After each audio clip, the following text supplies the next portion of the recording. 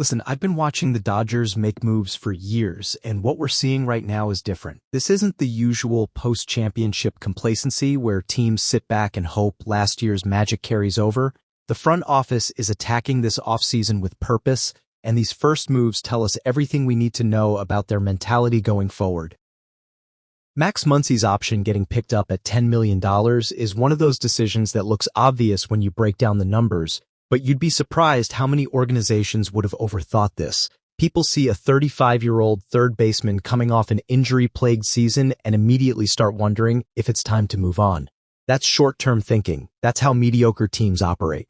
The Dodgers looked at what Muncy actually produced when healthy and realized they're getting an absolute steal. 3.6 wins above replacement for $10 million in today's market is borderline theft. When you consider that each win is worth roughly $7 to $8 million on the open market, Muncy's production makes him worth somewhere between $23 and $25 million. Getting that for $10 million is the kind of value play that separates championship organizations from everyone else.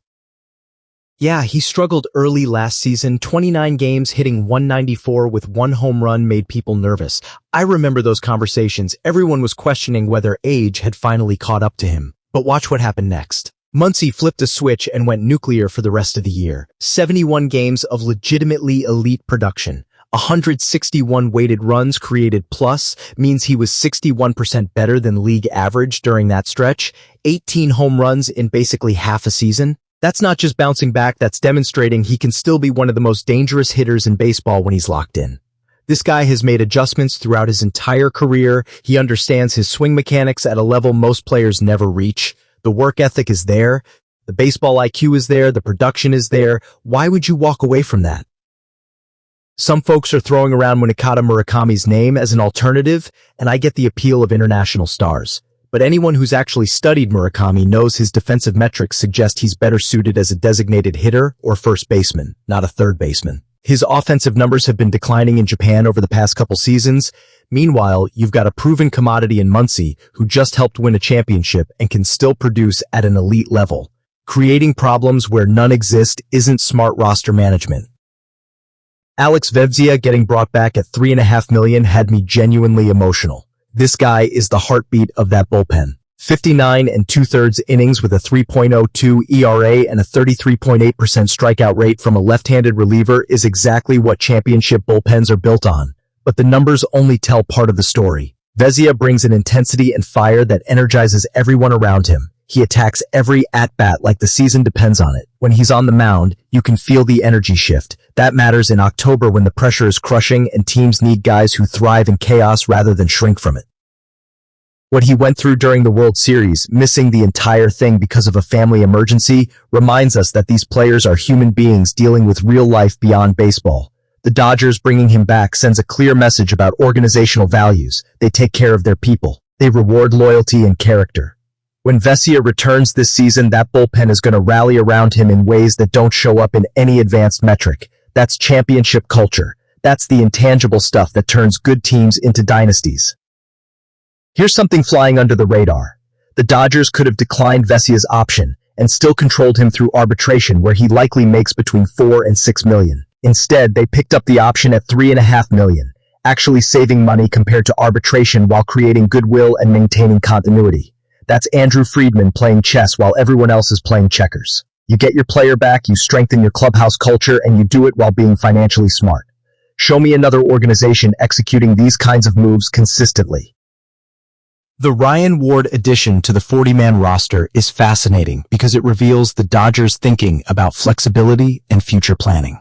This 27-year-old outfielder absolutely demolished AAA pitching last season. 36 home runs with a .937 OPS while showing legitimate plate discipline and all-fields power.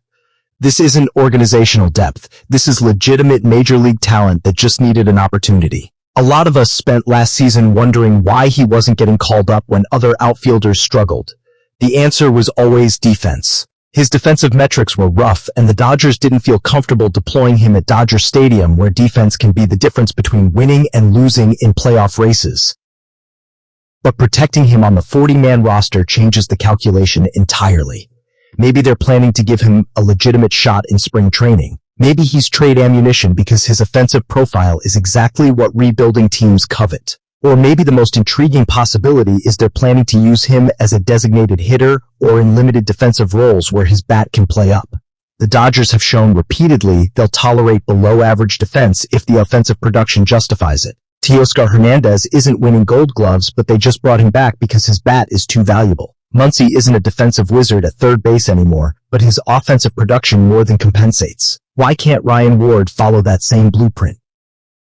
What if Ward shows up to spring training and hits 300 with 8 home runs in Cactus League play? What if his bat forces the Dodgers to find at-bats for him because the production is undeniable? I'm not guaranteeing anything, but protecting him signals they're at least open to the possibility. These mystery boxes are what make Dodgers baseball so exciting. They take calculated chances on guys who have tools but need opportunities to prove themselves at the highest level.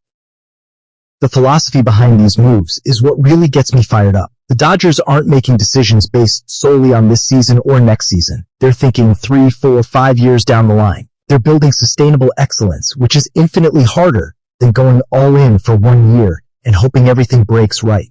Look at organizations that keep making win-now moves that never actually result in winning. Compare that to what the Dodgers do. They identify value. They develop talent. They make smart financial decisions that allow them to be aggressive in multiple areas simultaneously. That's how you build a dynasty. That's how you go from 1 championship to potentially 3 in a row, which is absolutely on the table right now. The 40-man roster situation is where things get complicated and where Friedman really earns his money. They're sitting at about 33 players, which gives them flexibility, but not as much as you'd think. They've got free agents to decide on, guys coming off the 60-day injured list who need activation or removal, arbitration cases to handle, and on top of all that, they're going to be major players in free agency. Teoscar Hernandez just got brought back. Clayton Kershaw might return for another year, plus whatever moves they make for starting rotation depth or bullpen additions. Every single roster spot matters, and tough decisions are coming. Guys who showed promise but don't have clear paths to playing time. Utility players who were valuable but might be redundant with new additions, relief pitchers who had down years and might be designated for assignment if upgrades are available. These aren't easy calls. Fans get attached to players, but this is the business side of baseball that championship organizations navigate better than everyone else. You can't be sentimental. You have to be ruthless in pursuit of excellence. I've seen comments questioning whether the Dodgers are getting too old, relying too heavily on veterans who might break down. That criticism misses the entire picture. The Dodgers aren't just aging veterans. They've got one of baseball's best farm systems. Bobby Miller has ace potential despite last year's struggles. Gavin Stone is emerging as a legitimate rotation piece. Position players are developing in the minors who could contribute this year. The Dodgers are simultaneously competing for championships right now while building for the future. That's extraordinarily difficult, and most organizations fail miserably when they try. But the Dodgers have the resources, the player development infrastructure, and the front office acumen to pull it off.